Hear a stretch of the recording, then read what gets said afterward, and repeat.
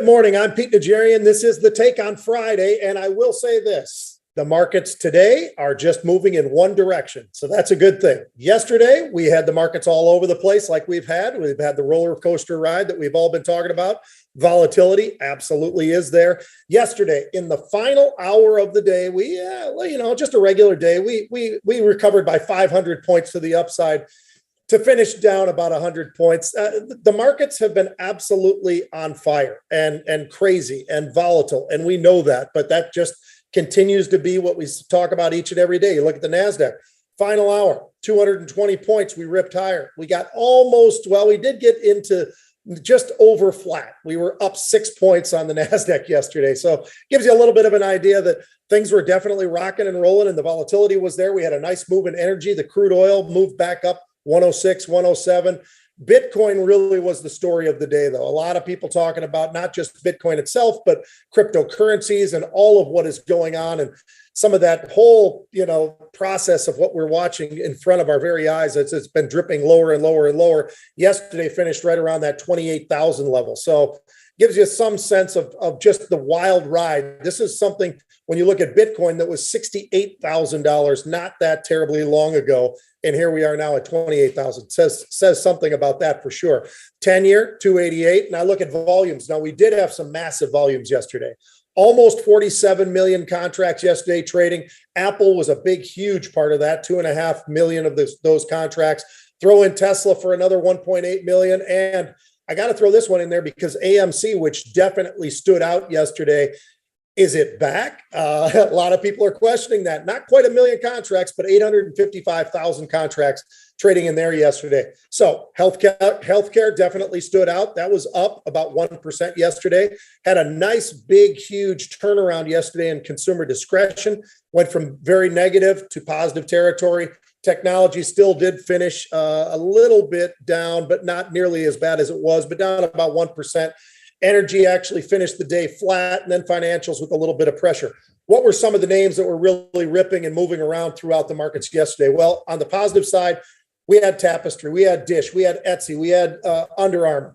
We also throw in a little Moderna and some Netflix, some Lucid, some Okta, Home Depot, Triple M. Now, we've talked about that name, it seems like time and time again. It's been sitting on the list of movers each and every day, and certainly 3M, more often than not, recently at least, is finishing more in the green than we've been seeing some of the rest of the names that are in that industry. But also IBM, J&J had a pretty good day. What didn't have a good day and got pounded pretty hard, Boeing, GM with that double downgrade yesterday. We talked about that with GM and Ford. We got Freeport McMoran as well, United Airlines, one of those names, NVIDIA, a lot of pressure there. Apple.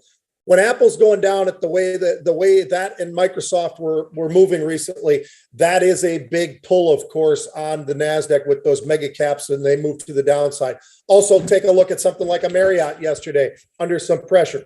A lot different look today than we had yesterday. As a matter of fact, starting off the day today, a lot of people talking about Powell and some of the commentary. Well, a lot of people actually thought that might be negative.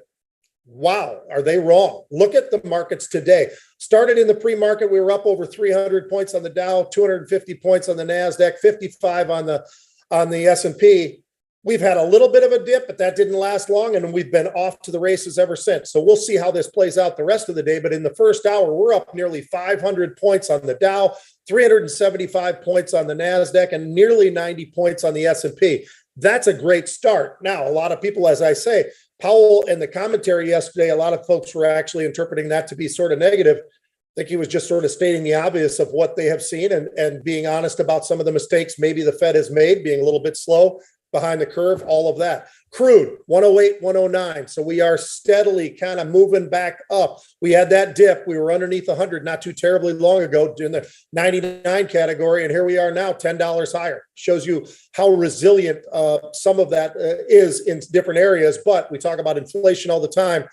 Tell you what, all you got to do is take a look over at the gas pump when you're standing there and you're looking at those prices and you're getting stopped out on your credit card. You understand what I'm talking about. The VIX. We did slip now underneath 30. First time this week. We haven't seen under 30 for a while now, but got back underneath 30. Bitcoin, speaking of being underneath 30, it was closed underneath 30,000 yesterday. Today, hovering around that 30,000 level. The 10-year, not doing a whole heck of a lot, so let's forget that. Every single sector is in the green today and has been in the green since the start of the day. I think that's a statement in and of itself. You've got energy up about 2.5%. Consumer discretion was up strong. It's gotten even stronger. It's up 3.5%. Financials are up about 1.5%.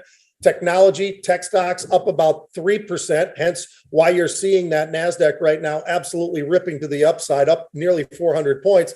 And then materials up about 2%. So you're seeing a nice grouping of everything moving to the upside into the green for the most part, at least in those sectors.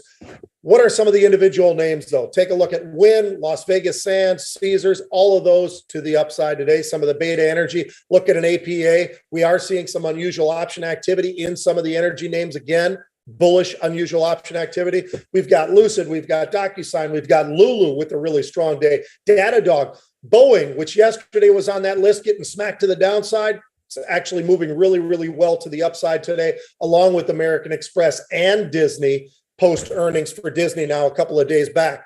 Also, take a look at what's getting hit, but not a lot of names on that red category today at all. Really slim, to be honest with you. But of course, there are some names, Twitter being one of those. And that really was the story coming into this morning. Elon Musk and talking about temporarily on hold and all the different tweets that were going out from Elon certainly didn't really do well for the stock. That's for sure. That stock under some pressure right out of the gate. Amgen also down, Merck down. Take a look at Affirm. Now, Affirm had a great quarter.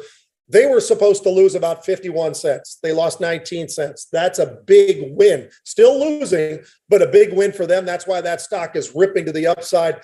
And then you're wondering if you're going to see a little bit of stability. Well, it looks like we are seeing some of that stability in some of these stable coins as well, as we talk about some of the crypto and what's going on in that world. Now, two unusuals, and then I'm out of here, and then I'll be on the halftime report today as well. We'll have the cocktail hour later on with Market Rebellion. Should be a lot of fun at the end of the day.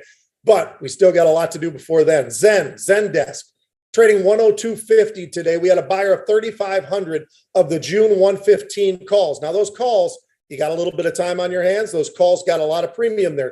They're about $5, but they're hedging that by selling the June 140 calls up out of the money calls that are up there significantly. So here we are at 102.5. They're buying the 115s out in June for $5, 3,500 of those, but they're spreading those off. LAZR, Luminar Technologies, that's the next one we're going to hit. Trading underneath $10. We have a buyer of 3,700 of the May. Gives you a little bit of time, but not a whole heck of a lot of time. The May 10 calls, 35 cents up to about 55 cents. 3,700 of those calls getting bought. Busy day. I know everybody's going to be busy. I got to get running. We got the halftime report. Look forward to seeing you then. But understand these derivatives. I talked about those volumes. Those volumes in May absolutely have bounced off of what was a sluggish April in terms of volume.